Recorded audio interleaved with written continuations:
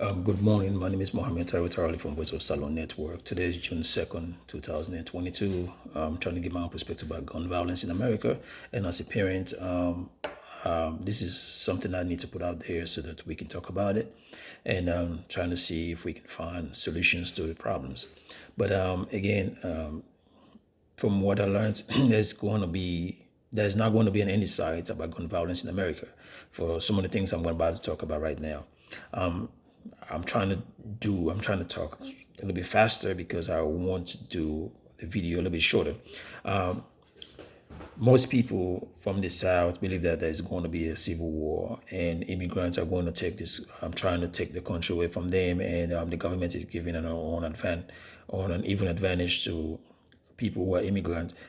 You got people who are pushing these narratives and it's false narratives to people back down south that most immigrants are not paying taxes, so the government is taking their tax money and sponsor people who are foreigners, and they're giving these people edges over them so that they can one day become the majority. As of right now, 61.6% of Americans are people who identify themselves as Caucasians. So by looking at the statistics, it's hard for me to even believe that it's something that it is going to happen anytime soon.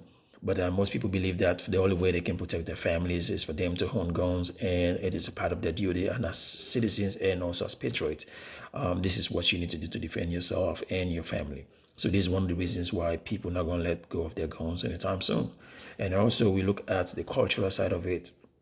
Most people use those guns for hunting and sporting and also target shooting, use it for fast family gathering. So it is part of their culture. It is something that they pride themselves in, and it's something that they believe it was it it was given to them. It was something that their founding fathers fought for and spilled their blood for, and it's something that passed on from generation to generation. And sometimes they even do pass those guns from one generation to another as a symbol of that family.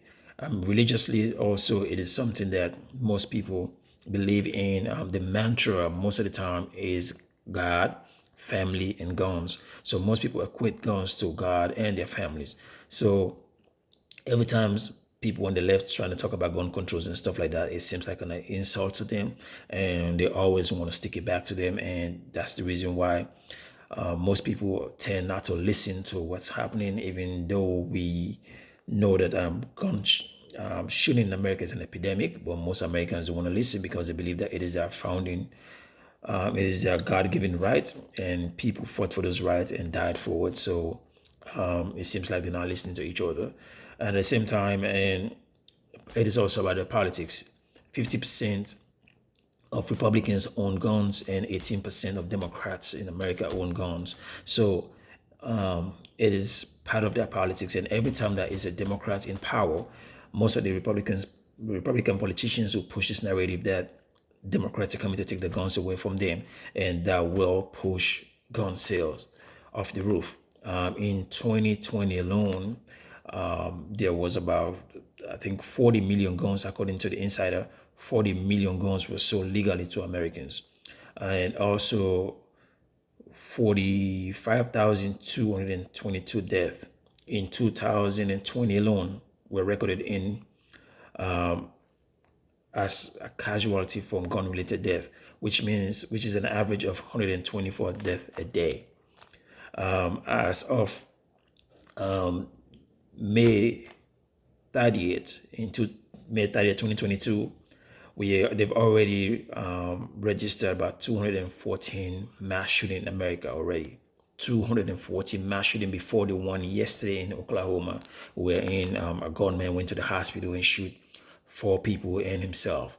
So this is an epidemic. This is a country that prides itself in saving lives. This is a country that claim about being a pro-life, but can find a way to stop people from killing their kids in schools, their kids in hospitals, at the malls, road rage and stuff, because they believe that guns are part of their society, guns are part of them, and no one want to listen. Also, the politicians, like I said, are also the problem, not the solution. I believe anytime politicians involved in this situation, it's getting worse. It will get worse because they always push the false narrative to their supporters. If you're a Democrat, if you're a Republicans, every time they're campaigning, what do say is that if you elect a Democrat, they're going to take you. They're going to take your guns away from you. And if you're a Democrat, they always say, when I come to power, I will impose gun control and I will take guns away. I mean, I will limit the amount of guns Republicans do have. So both sides are focusing on sticking this stuff to each other instead of looking at the major problem and instead of saving the lives of the citizens. This is the reason why, as a parent, it is hard for us to, or hard for me to even wrap my head around what's going to happen, because there is no end in sight. Shootings going to keep happening because Americans don't have the common sense to just say, let's sit down and talk. Everybody's worried about their own rights. Everybody worried about being right instead of saving their lives that they keep priding themselves of protecting. Again, I don't understand why most of my Republican brothers keep saying they are pro-lives. They believe life start at conception. They protect the embryo, but can be the one in forward. They can be the one forward to find a common sense solution to the gun violence when they are the ones, majority of the ones with the guns. They keep talking about mental health. For me, for what I understood, or from my own perspective, it's not going to help either. Majority of the people who own guns own them legally. Mental health is hard to diagnose, most especially stuff like depression. Depression is a situational thing.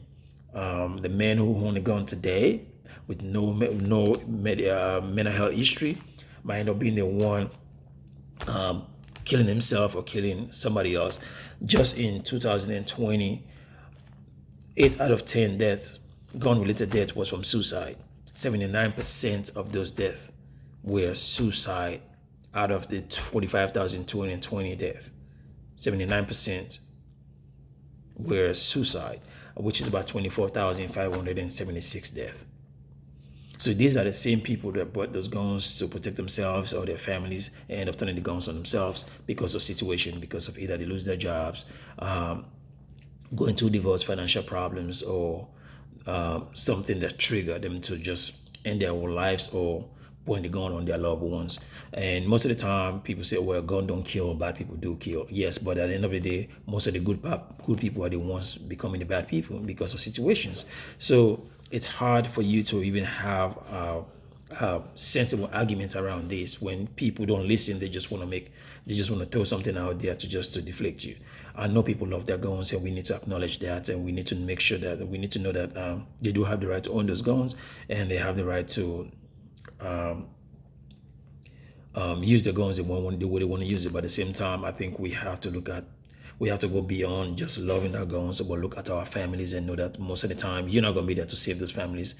We know that there's always going to be bad people around, but in most cases, it seems like the good people who own those guns legally and want to do the right things are the ones committing most of the atrocities. So I think it's about time that both Democrats and Republican supporters, not the politicians, but the citizens, try to find a common ground for themselves and their kids, because as a parent, this is something that's just disheartening, and we know that it's not going anywhere anytime soon.